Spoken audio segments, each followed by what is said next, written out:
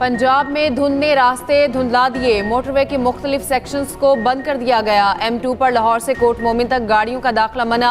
M3 को फैजपुर से जड़ावाला तक बंद कर दिया गया। M5 मुल्तान से रोहड़ी तक सफर के लिए ममनू करार। लाहौर से आलकोट मोटरवे M11 भी धुंध के बायस बंद।